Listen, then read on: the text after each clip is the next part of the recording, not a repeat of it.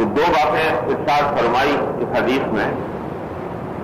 پہلی بات تو فضیلت بیان فرمائی لڑکیوں کی پرورش کرنے، اور اتنی بڑی فضیلت بیان فرمائی کہ جو تک دو لڑکیوں کی پرورش کرے تو میں میرے پاس جنت میں اس طرح داخل ہوگا جیسے دو انگلیاں متصل ہیں. اللہ اکبر، اس سے بڑی سعادت انسان کی اور کیا ہو سکتی ہے کہ رسول کریم صلی اللہ علیہ وسلم کے ساتھ اس طرح جنت میں داخل ہو. لڑکیوں کی پرورش کی جو فضیلت بیان ہے، اس کا اصل پس منظر تو یہ ہے کہ جاہلیت کے زمانے میں جو عرب لوگ تھے وہ لڑکیوں کو بہت برا سمجھتے تھے. ایسے ہے کہ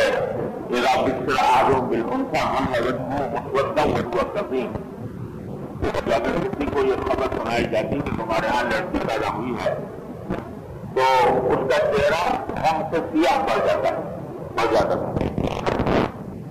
اور پریشان ہوتا تھا کہ میرے یہاں لڑکی پیدا ہوگی. بلکہ اس درجہ بعض اہل عرب کو اس درجہ لڑکیوں کو برا سمجھتے تھے کہ اگر لڑکی پیدا ہو گئی ہے تو اس کو زندہ زمین میں دفن کر دیں. چنانچہ بڑے چیزوں کروا کریوں کی پوالا ہونے اب یہ دکھ ہو کہ وہ جس آدمی کے یہاں بچی پیدا ہو گئی تو یہ وہ منہ شکایت کرتا تھا لوگوں سے کہ میں کتنا بدنصیب ہوں کہ میرے یہاں لڑکی پیدا ہوئی ہے، اور پریشان ہوتا تھا کہ آیا میں اس کے بچی کو رکھنے کی ذلت برداشت کروں یا یہ کہ اس کو زمین میں دفن کر دوں. تو لڑکیوں کا گھر میں ہونا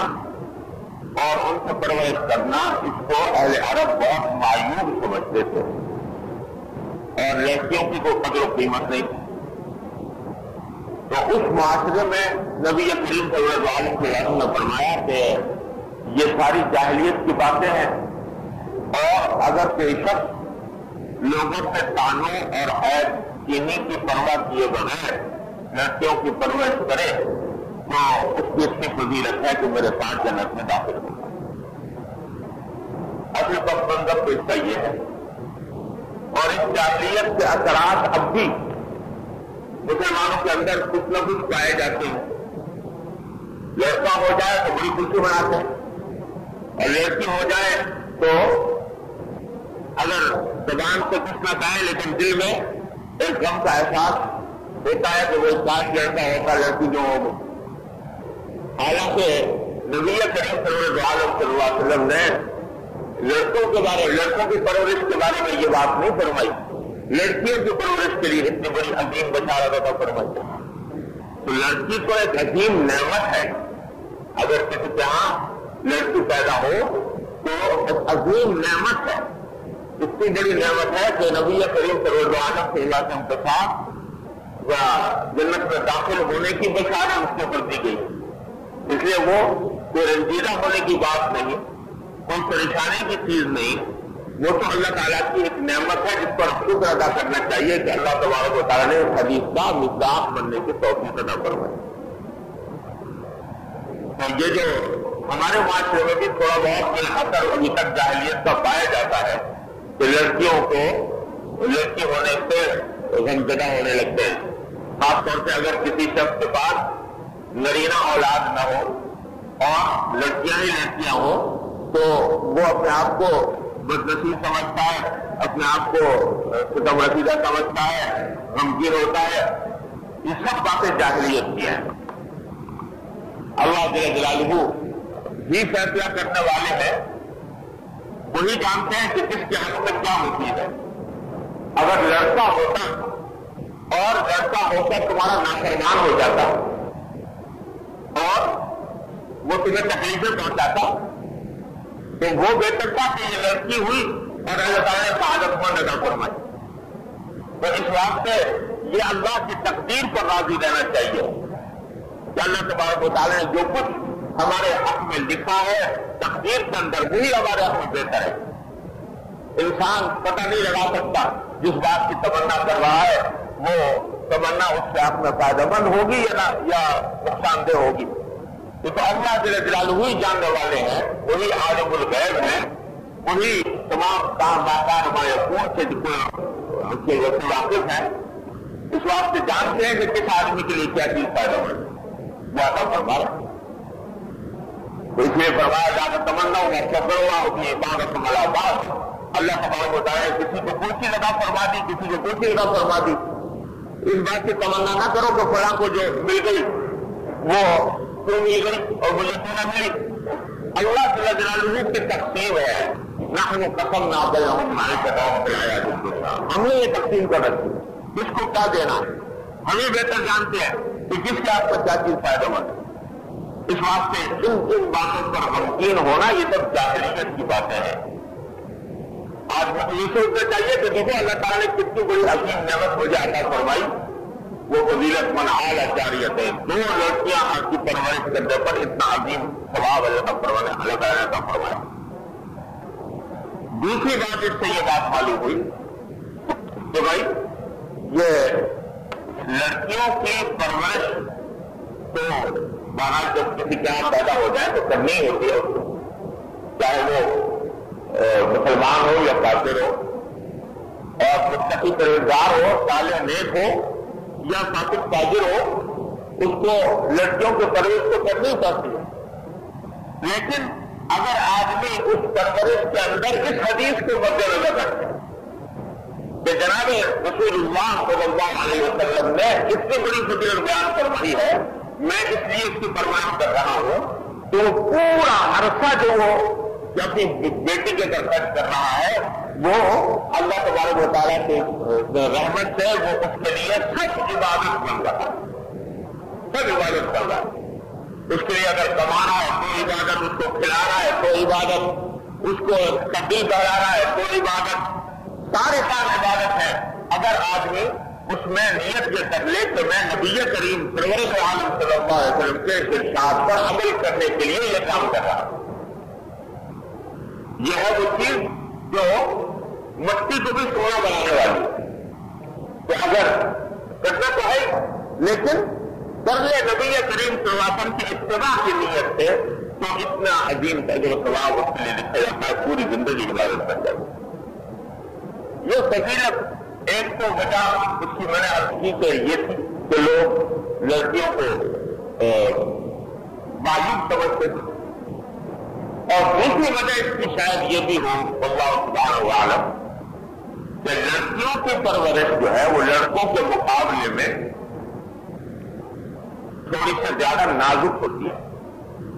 نزاکت اس میں زیادہ ہے. کیونکہ لڑکے جو ہے وہ آگے چل کر خود کفیل ہو جاتے ہیں، اپنے پاؤں پر کھڑے ہو جاتے ہیں. لڑکیوں کا معاملہ یہ ہے کہ اللہ تبارک بتایا ہے اس کی ساری ذمہ داری رکھی ہے مردوں کو. جب تک اس کا نکاح نہیں ہوتا تو اس کی ذمہ داری باپ پر ہے، باپ نہیں ہے تو بڑے بھائی پر ہے، اور نکاح ہو جائے تو شوہر پر. تو اس کو اللہ تبارک و تعالیٰ نے دنیا کے کام دھندوں سے آزاد کیا ہے تاکہ وہ باہر نکل کر اور خراب نہ ہو اور دوسروں کو خراب نہ کرے. اس واسطے اس کی ساری ذمہ داری اچھی ہے یا باپ پر،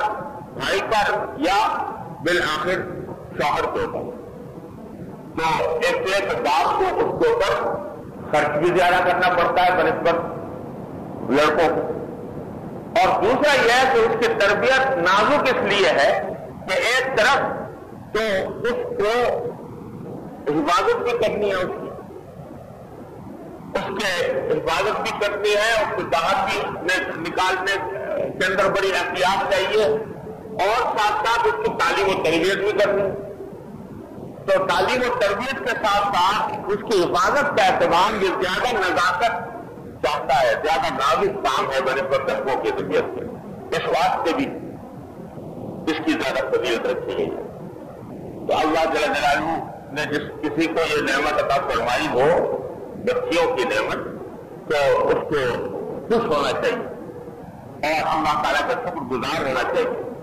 اور اس نیت سے تربیت کرنی چاہیے کہ میں نبی کریم صلی اللہ علیہ وسلم کی اس تعلیم پر عمل کرنے کے لیے یہ کام کر رہا ہوں۔ دوسرا فقرہ جو اس حدیث میں ارشاد فرمایا وہ یہ ہے کہ وہ کام ایسے ہیں، دو گناہ ایسے ہیں کہ جن کی سزا اللہ تعالیٰ دنیا ہی میں جلدی عطا فرما دیتے ہیں۔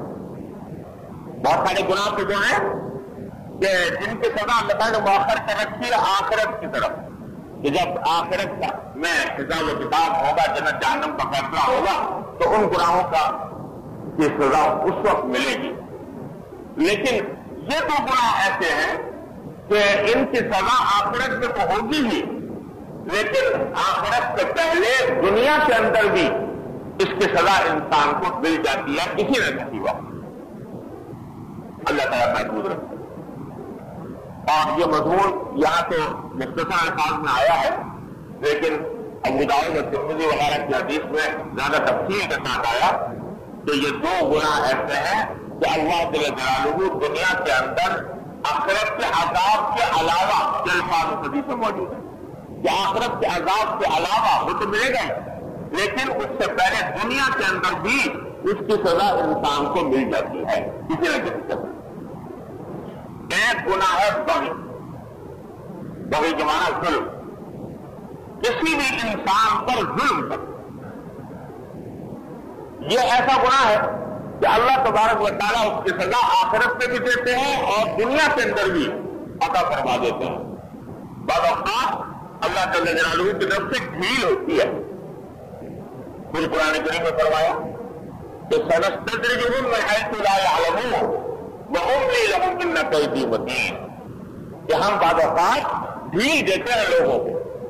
ظالم کو بعض اوقات آپ دیکھتے ہو کہ وہ بڑے مزے کر رہا ہے، عیش کر رہا ہے اور بظاہر بڑا خوشحال ہے، تو وہ اللہ تعالیٰ کی طرف سے ڈھیل ہوتی ہے، ڈھیل دی جاتی ہے، لیکن فرمایا کہ اتنا قیدی متین، بالآخر یہ انجام ہوتا ہے کہ دنیا ہی کے اندر کسی نہ کسی وقت موجب پکڑا جاتا ہے اور کسی بھی طریقے سے پکڑ لیا جاتا ہے۔ بعض اوقات لوگوں کو علم ہوتا ہے اس کا، بعض اوقات علم نہیں بھی ہوتا ہے، لیکن پکڑ لیتے ہیں اللہ تبارک و تعالیٰ۔ اللہ تعالیٰ کی ضرورت کوئی تھا دنیا کے اندر ہی پکڑ لیتے۔ تو اگر کسی ظالم کو دیکھو ہلتا پھولتا تو یہ نہ سمجھو کہ یہ خوشحال ہو رہا ہے اور اللہ تبارک و تعالیٰ کی طرف سے ڈھیل دی جا رہی ہے، رسی دراز ہو رہی ہے، لیکن کسی بھی وقت اللہ جل جلالہ جب پکڑ لیں گے تو سب اگلا پچھلا بھول جائے گا، اس طریقے سے پکڑ لیا جائے گا۔ دنیا کے اندر مل جاتا ہے اور آخرت میں تو ہے ہی ہے۔ اللہ تعالیٰ محفوظ ہے، وَلَنُذِيقَنَّهُمْ مِنَ الْعَذَابِ الْأَدْنَىٰ دُونَ الْعَذَابِ الْأَكْبَرِ، تو بعض اوقات دنیا کے اندر ہم عذاب دے دیتے ہیں اس بڑے عذاب سے پہلے جو آخرت میں آنے والا ہے۔ تو ظلم سے پناہ مانگے، اللہ تبارک و تعالیٰ کی پناہ مانگے اور کسی بھی شخص کے اوپر ظلم کرنے سے بچے، کسی بھی قسم کا ظلم۔ اللہ تعالیٰ نے مسلمان کے محفوظ رکھے۔ اور دوسری چیز فرمائی قطع رحم، رشتے داروں کے حقوق کے افضل۔ اللہ جل جلالہ نے رشتے داروں کے بڑے حقوق رکھے ہیں، وہی ایتاء ذی القربیٰ، جتنے رشتے دار ہیں ان کے حقوق رکھے ہیں ہر انسان کے ذمہ۔ تو اگر کوئی شخص ان کے رشتے داروں کے حقوق کو پامال کرے، کسی بھی طرح پامال کرے، جو اللہ تعالیٰ نے حقوق رکھے ہیں ان کو وہ نہ دے، والدین کا حق ہے، بہن بھائیوں کا حق ہے، اولاد کا حق ہے، بیوی بچوں کا حق ہے اور رشتے داروں کا حق ہے، جو حقوق بھی ہیں وہ اگر کوئی شخص نہ دے اور قطع تعلق کر لے، اپنے رشتے دار سے ناجائز طور پر قطع تعلق کر لیا، اس سے ملتا نہیں ہے، اس سے سلام کرام نہیں کرتا، اس سے بات چیت بند ہے، اسے قطع رہنے میں داخل ہے۔ اگر ناجائز اور ناحق طریقے پر ایسا کر رہا ہے تو یہ قطع رحمی ایسی چیز ہے کہ اللہ بچائے دنیا کے اندر بھی اس کی سزا مل جاتی ہے کسی نہ کسی شکل میں، آخرت کو جو ملنی ہے۔ تو ان دو چیزوں کا خاص طور پر رسول کریم صلی اللہ علیہ وسلم نے ذکر فرمایا، ظلم اور قطع رحم کہ ان سے بچے خاص طور پر بچنے کی کوشش کرو، کیونکہ اس سے دنیا بھی خراب ہوگی اور آخرت بھی خراب ہوگی۔ اللہ تعالیٰ ہر مومن کو، مسلمان کو اس سے محفوظ رہنے کی توفیق عطا فرمائے۔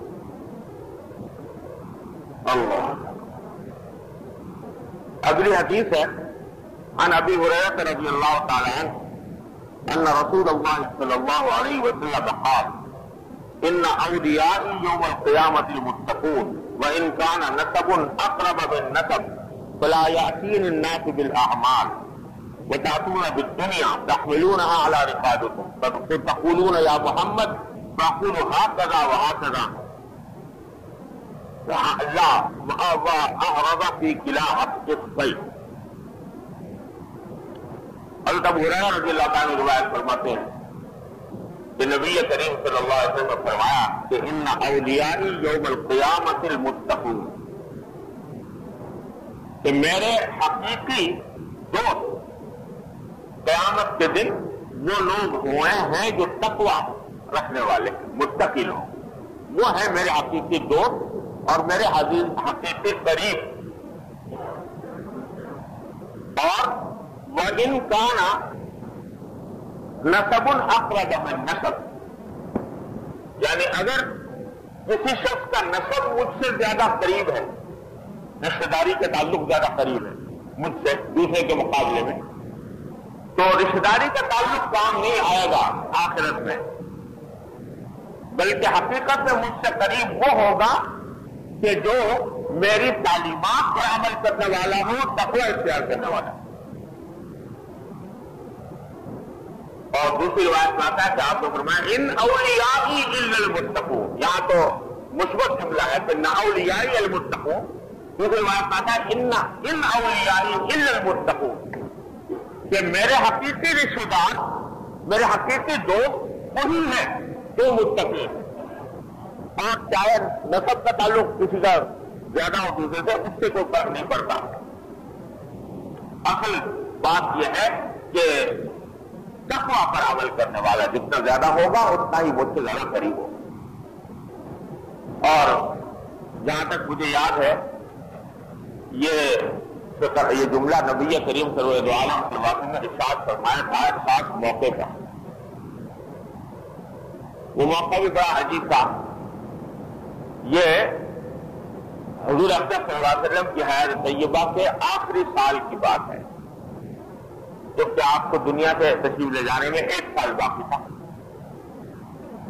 تو ایک صحابی تھے حضرت معاذ بن جبل رضی اللہ تعالی عنہ،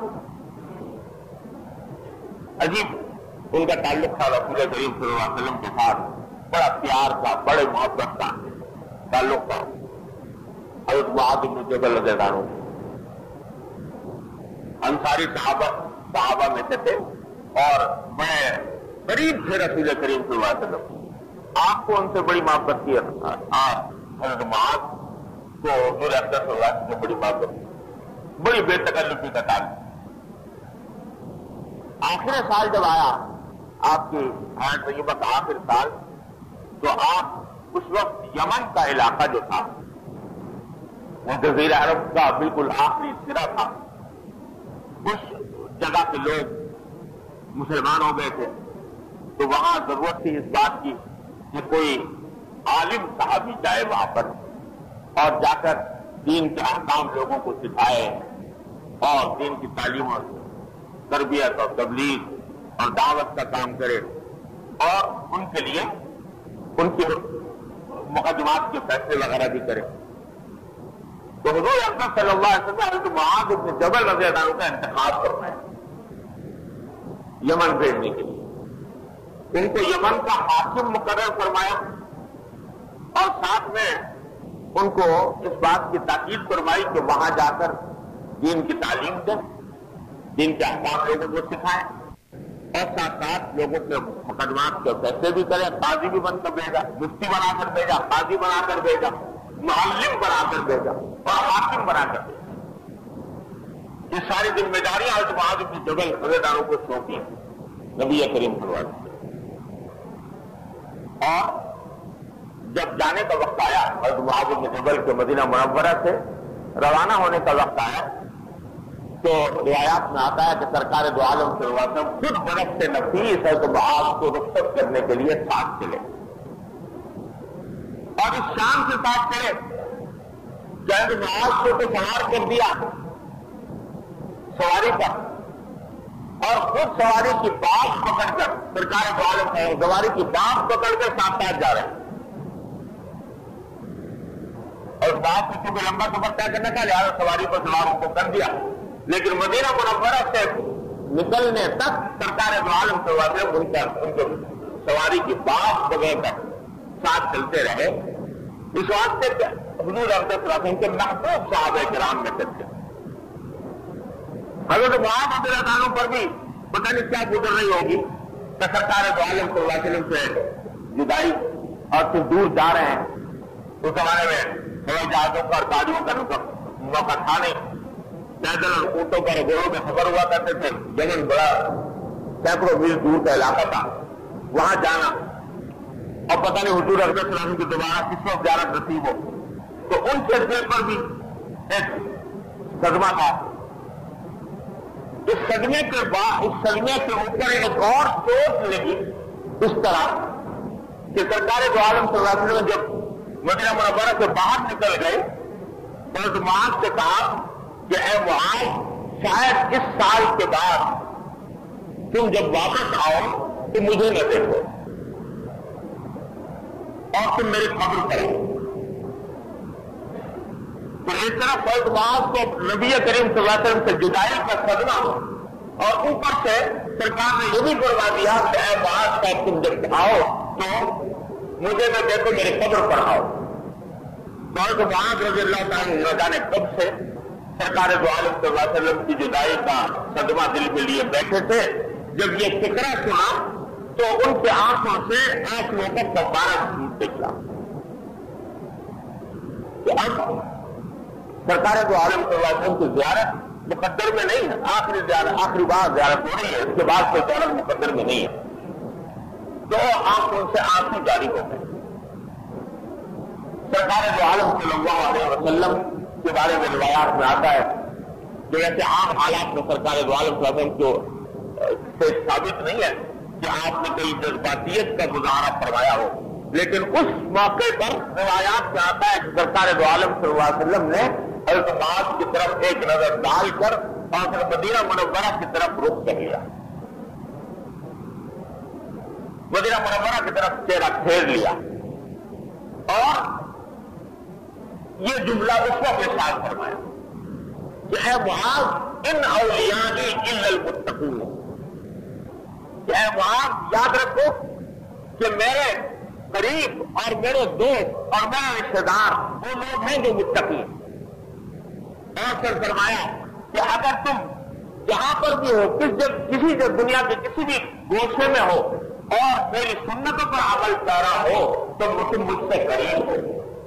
اور اگر تم میرے جسمانی طور پر قریب ہو اور سنت پر عمل پیرا نہ ہو تو تم مجھ سے قریب نہیں یہ خطاب اس وقت نبی کریم صلی اللہ علیہ وسلم نے ارشاد فرمایا ہے ان اولیاء الا المتقون میں اولیاء میرے قریبی رشتے دار قریبی دوست وہ ہے جو متقی یہ بتا دیا کہ ٹھیک ہے انسان کے جذبات ہیں کہ وہ ظاہری جدائی کو جو غمگین ہوتا ہے لیکن میں جو دین لے کر آیا ہوں وہ دین ایسا ہے کہ 1400 سال گزر جائیں یا 1500 سال گزر جائیں 1000 سال گزر جائیں لیکن جو بندہ میری سنتوں پر عمل پیرا ہوگا وہ مجھ سے قریب ہو اور اس سے قریب ہوگا تو اس کو اللہ تبارک و تعالیٰ آخرت میں بھی مجھ سے قریب رکھیں گے انشاءاللہ دائمی قرب نصیب ہوگا اور اگر کوئی ہو قریب جسمانی طور پر لیکن سنتوں سے دور ہو تو وہ نبی کریم صلی اللہ علیہ وسلم کے قریب نہیں اللہ میرے والد ماجد حضرت مولانا مفتی محمد شفیع صاحب حضرت اللہ تعالیٰ اللہ تعالیٰ ان کے درجات بلند فرمائے وہ ان کے ساتھ ایک واقعہ پیش آیا لیکن وہ اس کو اپنی طرف منسوخ کر کے نہیں سنایا کرتے تھے لیکن وہ واقعہ انہیں کا ہے ایک مرتبہ خود مجھ سے بیان فرمایا کہ میں نے اپنے والد ماجد رحمۃ اللہ علیہ کو دیکھا ہمیشہ کہ جب مدینہ منورہ میں روضہ اقدس پر حاضر ہوتے تو روضہ اقدس کی جالی مبارک کے قریب نہیں جاتے، بلکہ جالی مبارک سے خاصے فاصلے پر ایک ستون ہے اور اس ستون کے پاس عام طور سے کھڑے ہو کر سلام عرض کرتے تھے. لوگ آگے تک پہنچ جاتے تھے، آگے لوگ کھڑے ہوتے تھے. تو حضرت فرماتے ہیں کہ ایک مرتبہ میں اسی طرح اس ستون کے پاس کھڑا ہوا سلام عرض کر رہا تھا. کئی بار جب دل میں خیال آیا کہ تھوڑا سا آگے بڑھ جاؤں، حضور اقدس صلی کی جالیوں کے قریب پہنچ جاؤں، لیکن ہمت نہیں پڑتی تھی. اس جگہ کا جلال، اس کی عظمت اور اپنی بے مایگی کا احساس، اس کی وجہ سے قدم نہیں اٹھتے تھے آگے جانے کے لیے. تو دل میں ایک دن خیال آیا اپنے بارے میں کہ پتہ نہیں تم کیسے سنگ دل ہو کہ سارے اللہ کے بندے ہیں، حضور اقدس صلی اللہ علیہ وسلم کی جالیوں کے قریب تک پہنچ جاتے ہیں، وہاں جا کر سلام عرض کرتے ہیں، قرب حاصل کرتے ہیں سرکار دو عالم صلی اللہ علیہ وسلم کا، اور تم سے آگے بڑھا نہیں جاتا. یہی دور سے کھڑے ہو کر سلام عرض کرتے ہو تو پتہ نہیں کچھ شفاوت ہے، قلب ہے، یہ کیا ہے. یہ دل میں خیال آنے لگا وہاں کھڑے کھڑے. تو فرماتے ہیں کہ جب یہ خیال آیا تو ایک آواز محسوس ہوئی، جیسے کوئی کشف آواز لگا رہا ہے. یہ آواز محسوس ہوئی. آواز یہ محسوس ہوئی کہ جو شخص ہماری سنتوں پر عمل پیرا ہے وہ ہم سے قریب ہے. جو شخص ہماری سنتوں پر عمل کر رہا ہے وہ ہم سے قریب ہے، اور جو شخص ہماری سنتوں پر عمل کرنے والا نہیں ہے وہ ہم سے دور ہے، چاہے وہ جالیوں سے چمٹا کھڑا ہو. ہاں، یہ بھی فرمایا کہ آواز یہ آئی کہ کہہ دو، لوگوں سے کہہ دو کہ جو شخص ہماری سنتوں پر عمل پیرا ہے وہ ہم سے قریب ہے، چاہے ظاہری طور پر ہزاروں میل دور ہے، اور جو شخص ہماری سنتوں پر عمل نہیں کرتا وہ ہم سے دور ہے، چاہے ہماری جالیوں سے چمٹا کھڑا ہو. ہماری آواز محسوس ہوئی، اور کیونکہ یہ آواز اس کے شروع میں یہ لوگ کہا کہ کہہ دو، یعنی لوگوں سے کہہ دو. تو میرے والد ماجد صلی اللہ تعالیٰ وسلم یہ واقع اپنے مواعظ میں اور بیانات میں یہ واقعہ سنایا کرتے تھے، لیکن اپنی طرف منسوخ کیے بغیر یہ فرما دیتے کہ ایک زائر کو یہ واقعہ پیش آیا. حضور اقدس صلی اللہ علیہ وسلم کے روضہ اقدس کی زیارت کرنے والے ایک شخص کو یہ واقعہ پیش آیا. انہیں حضور کا پیغام تھا صلی اللہ علیہ وسلم کہ قرب حقیقت میں وہ ہے جو نبی کریم سرور عالم صلی اللہ علیہ وسلم کی سنت پر عمل کر کے حاصل ہو. ظاہری قرب وہ اتنی اہمیت نہیں رکھتا جتنا نبی کریم صلی اللہ علیہ وسلم کی سنت پر عمل ہے. کوئی جالیوں سے چمٹا پڑا ہے مگر میری سنت سے دور ہے تو مجھ سے دور ہے. تو معلوم ہوا کہ اصل چیز سرکار دو عالم صلی اللہ علیہ وسلم کا قرب حاصل کرنے کے لیے اصل چیز ہے اتباع سنت. صبح سے لے کر شام تک کی زندگی میں انسان سرکار دو عالم صلی اللہ علیہ وسلم کی سنت کا اتباع کرے اور ہر معاملے میں آپ کے اسوہ حسنہ پر عمل پیرا ہو. یہ راستہ ہے حضور کا قرب حاصل کرنے کا. ان اولیاء الا المتقون. اللہ جل جلالہ نے حضور اقدس صلی اللہ علیہ وسلم کو بھیجا ہی اس لیے. قرآن کریم فرمایا لقد کان لکم فی رسول اللہ اسوۃ حسنہ.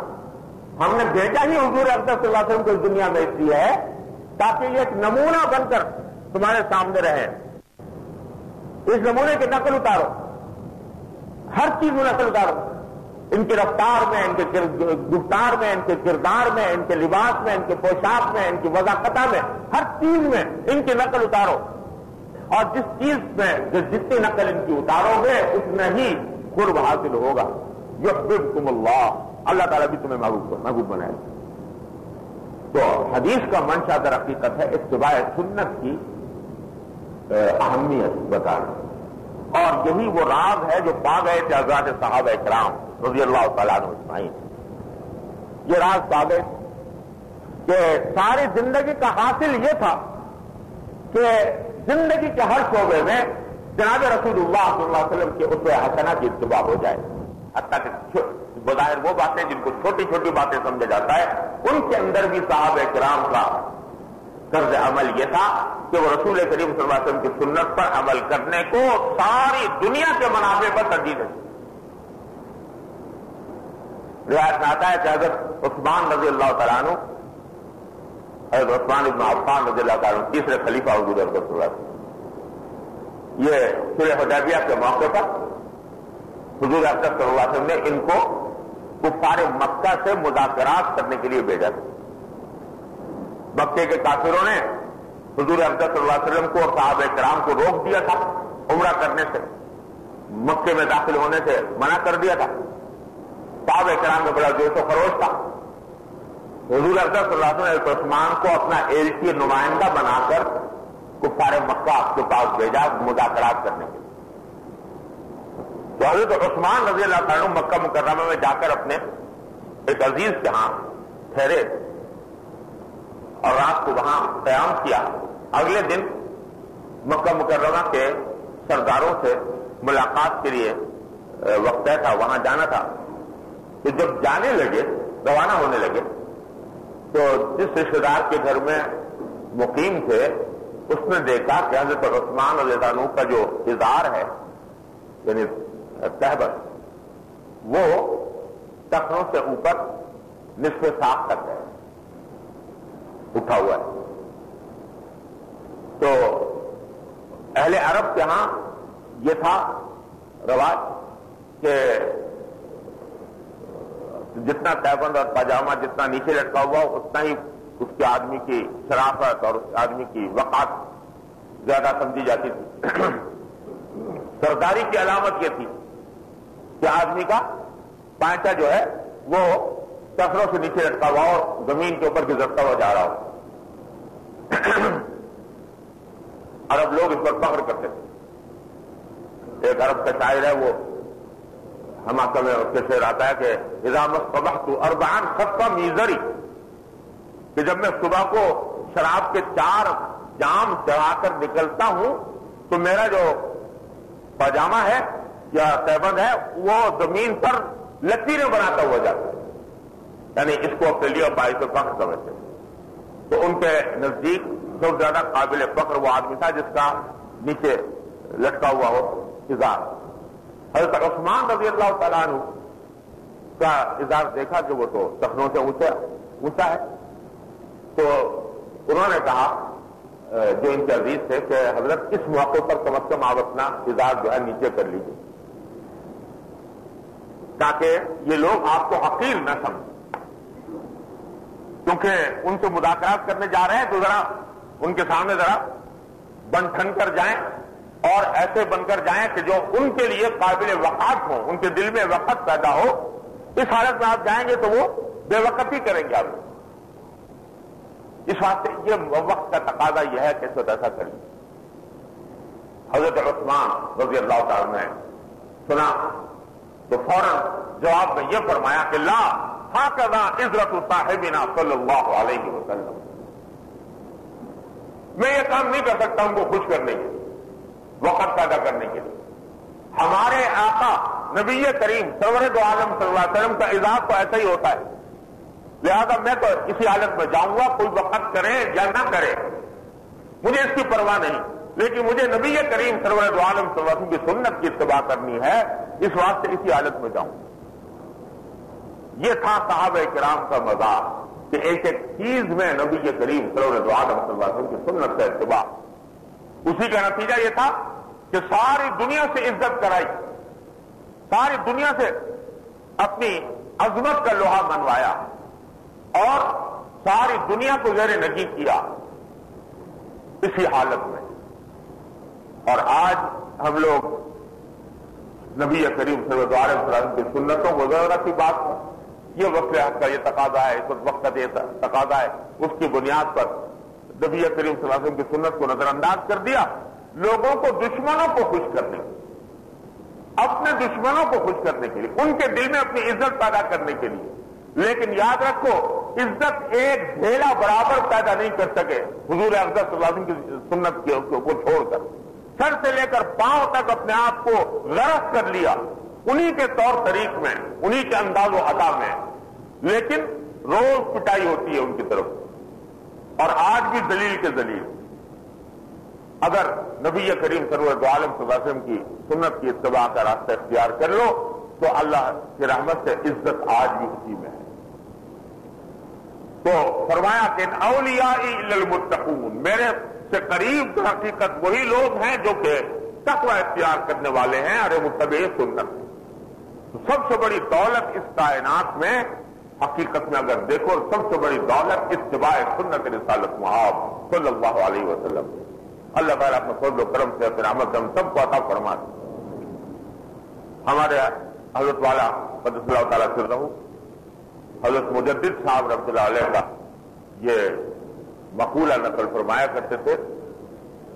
شاید پہلے بھی کئی مرتبہ آپ حضرات کو سنایا، لیکن جتنی مرتبہ سنایا جائے بہتر ہے۔ حضرت مجدد صاحب رحمۃ اللہ علیہ، مجدد الف ثانی، جن کو مجدد کہا جاتا ہے دوسرے 1000 سال کا، حضرت شیخ احمد سرہندی رحمۃ اللہ علیہ، اس سے بڑے بزرگ،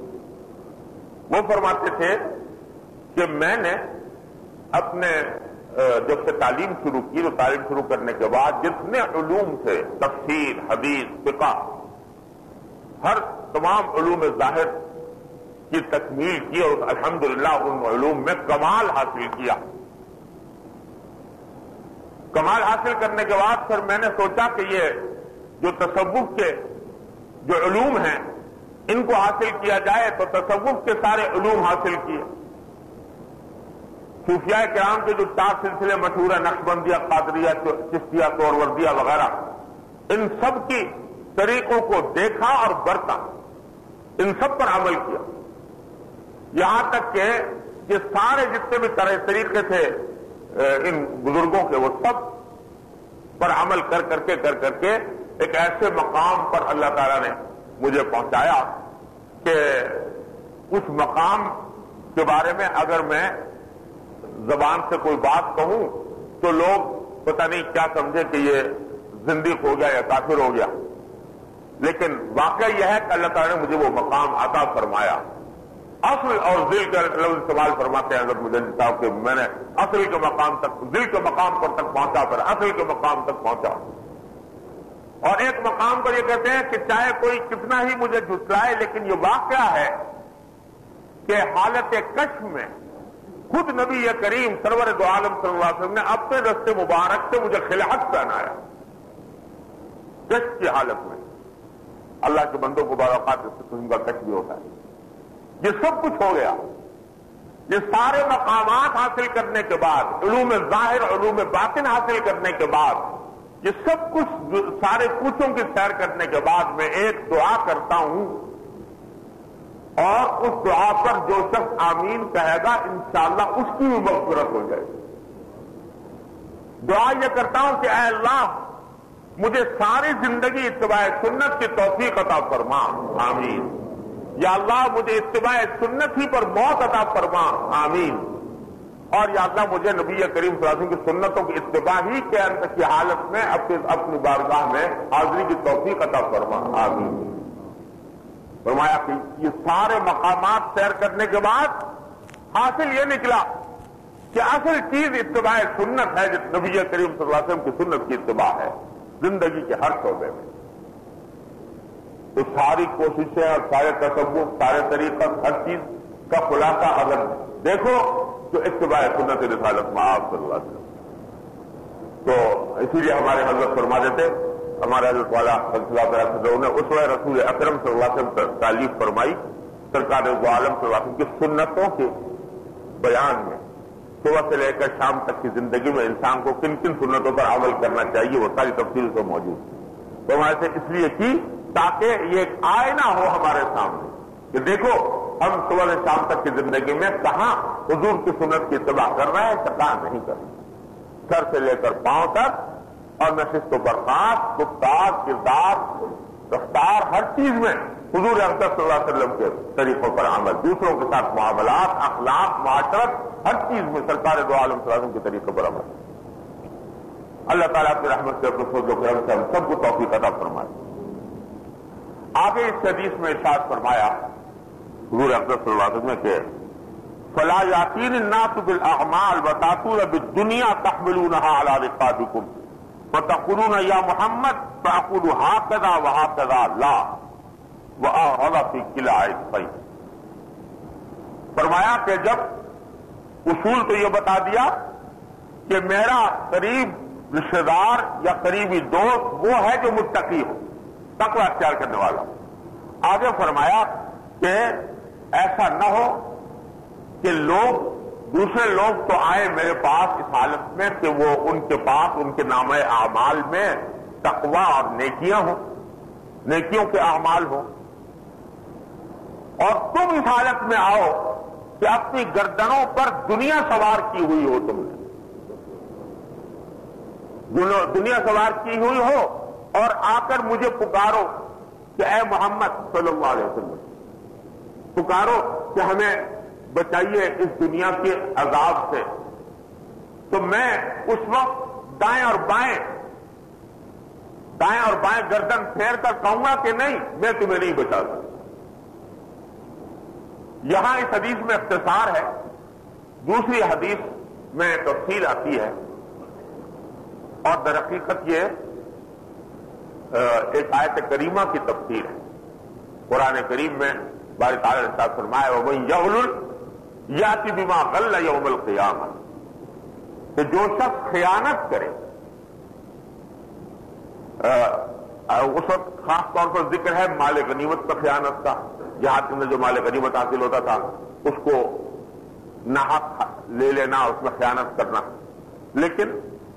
حقیقت میں وہ حکم عام ہے، ہر قسم کی خیانت کا، ناجائز طریقے سے کسی مال کو اپنے قبضے میں کر لینا، وہ سب خیانت میں داخل ہے۔ قرآن کریم فرماتا ہے کہ جو شخص خیانت کرے گا تو قیامت کے دن جس چیز کی خیانت کی ہے اس کو اپنے اوپر سوار کیے ہوئے آئے گا۔ اس آیت کی تفسیر میں رسول کریم صلی اللہ علیہ وسلم نے ارشاد فرمایا کہ اگر کسی شخص نے اونٹ کسی کا غصب کیا ہے یا مال غنیمت میں سے خیانت کر کے حاصل کیا ہے یا کسی طریقے سے بھی ناحق طریقے سے حاصل کیا ہے، تو قیامت میں اس حالت میں آئے گا کہ اس کے کندھے پر اونٹ سوار ہوگا اور وہ بڑبڑا رہا ہوگا۔ اگر کسی شخص نے گائے کسی کی غصب کی ہے یا ناجائز طریقے سے حاصل کی ہے، مال غنیمت میں خیانت کر کے حاصل کی ہے، تو گائے آئے اس کے سر پر سوار، گردن پر سوار ہوگی اور وہ بول رہی ہوگی۔ اور اگر کسی نے بکری چرائی ہے، یہ بکری کے اندر خیانت کی ہے، تو بکری اس کے اوپر سوار ہوگی اور وہ منمنا رہی ہوگی۔ تو رسول کریم صلی اللہ علیہ وسلم نے فرمایا کہ یہ تفسیر ہے اس آیت کی کہ جو شخص جس چیز میں خیانت کرے گا اور ناحق طریقے سے اس کو حاصل کرے گا، قیامت کے دن اس کے وہ چیز اس کے گردن پر سوار ہوگی۔ تو یہاں حدیث میں فرما رہے ہیں نبی کریم صلی اللہ علیہ وسلم کہ ایسا نہ ہو کہ بہت سارے لوگ جو ہیں وہ تو قیامت میں میرے پاس اس حالت پہ آئے کہ اعمال حسنہ لے کر آ رہے ہیں، نیکیاں لے کر آ رہے ہیں، نمازیں، روزے، صدقات، خیرات وغیرہ وغیرہ، اور تم لے کر آ رہے ہو اپنے گردن پر دنیا سوار کیے ہوئے، یعنی وہ دنیا کی چیزیں جو تم نے ناجائز طور سے حاصل کی، حرام طریقے سے حاصل کی، رشوت کے ذریعے، خیانت کے ذریعے، لوگوں کا مال نہ حق کھا کر جو تم نے حاصل کی، وہ سب تمہارے کندھے پر سوار ہو، اور جب کندھے پر سوار ہوں گی تو تم گھبرائے ہوئے حالت میں کہ یا اللہ کیسے اس سے نجات ہوگی، میرے پاس آؤ گے اور کہو گے کہ یا محمد، یا رسول اللہ، مجھ سے خطاب کر کے کہو گے کہ اے محمد، ہمیں مطلب یہ کہ ہمیں بچائیے اس مصیبت سے کہ ہمارے سر پر یہ دنیا سوار ہے اور یہ ہمیں جنت میں داخل ہونے سے روک رہی ہے۔ تو فرمایا کہ اس وقت میں دائیں اور بائیں دونوں طرف آپ کو گردن موڑ کر بتایا کہ دائیں اور بائیں تم سے اعراض کروں گا، تم سے منہ پھیر لوں گا اور یہ کہوں گا کہ لا، میں تمہیں اس دنیا کے عذاب سے نہیں بچا سکتا، اس واسطے کہ تم نے حرکت ہی ایسی کی ہے کہ اس کے بعد میں تمہیں نہیں بچا سکتا. فرما رہے ہیں کہ گویا تم بھی یہ فرما رہے ہیں کہ مسلمان کو کے دل میں عام طور سے یہ امید اور توقع ہوتی ہے کہ رسول کریم صلی اللہ علیہ وسلم کی شفاعت ہمیں نصیب ہوگی. اللہ تعالی ہم سب کو نصیب فرما دے. شفاعت نصیب ہوگی. اس شفاعت کے نتیجے میں اللہ تبارک و تعالیٰ فضل فرما دے. لیکن حضور فرما رہے ہیں کہ جب تم نے بندوں کے حقوق پامال کیے ہوں گے, حقوق العباد تم نے حق تلفیاں کی ہوں گی لوگوں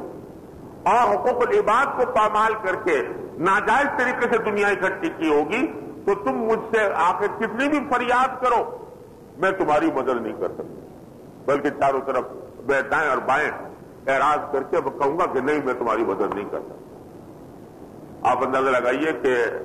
نبی کریم صلی اللہ علیہ وسلم کی شفاعت, شفیع المذنبین کی شفاعت ہر مومن کا آخری سہارا. جب آپ بھی فرماتے ہیں کہ نہیں میں نہیں بچا سکتا, اس کے بعد کہاں انسان کا ٹھکانہ ہو سکتا. یہ فرمایا کہ اگر تو مطلب یہ ہے کہ اگر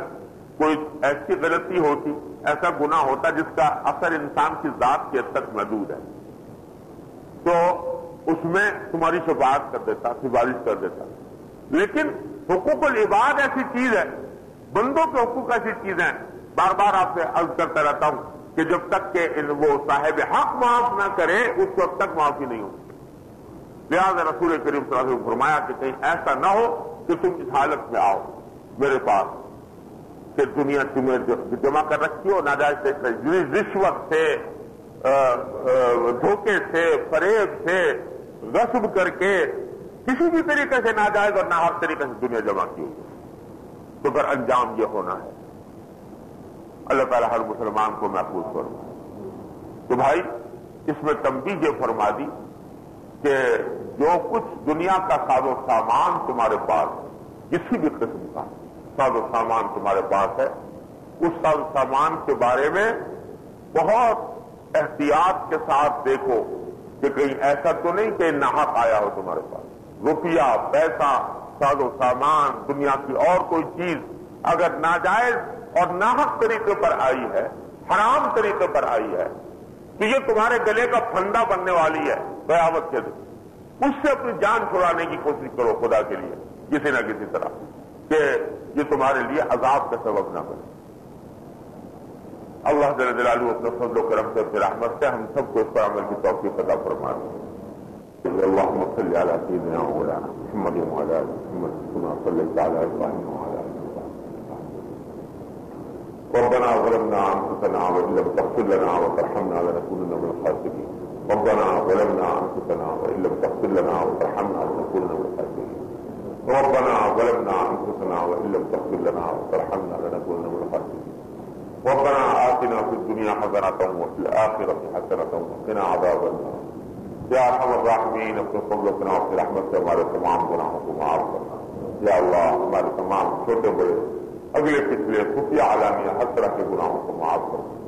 یا اللہ ہمارے اعمال و اخلاق کی اصلاح کرنا. یا اللہ ہمیں سیدھے راستے پر چلنے کی توفیق کامل عطا فرما. یا اللہ اتباع سنت کی توفیق کامل و راسخ عطا فرما. یا اللہ اتباع سنت کی توفیق کامل و راسخ عطا فرما. یا ارحم الراحمین اپنے فضل و کرم سے اپنی رحمت سے ہر طرح کے گناہوں سے, منکرات سے, معصیتوں سے ہماری, ہمارے گھر والوں, متعلقین, احباب سب کی حفاظت فرما. یا اللہ گناہوں سے بچنے کا حوصلہ عطا فرما, ہمت عطا فرما. یا اللہ ہم بے حوصلہ ہیں, حوصلہ عطا فرما. بے ہمت ہیں, ہمت عطا فرما. یا اللہ بار بار توبہ کے بعد توبہ ٹوٹ جاتی ہے. یا اللہ اپنے فضل و کرم سے اپنی رحمت سے استقامت عطا فرما, توبۃ النصوح کی توفیق عطا فرما. یا اللہ استقامت عطا فرما, توبۃ النصوح کی توفیق عطا فرما. اللهم ان قلوبنا ونواصينا وجوارحنا بيدك لم تملكنا منها شيئا واذا فعلت ذلك بنا فكن انت ولينا فكن انت ولينا فكن انت ولينا واهدنا الى سواء السبيل. یا ارحم الراحمین تمام حاضرین اور حاضرات کو ان کے تمام جائز مقاصد کو کامیابی عطا فرما.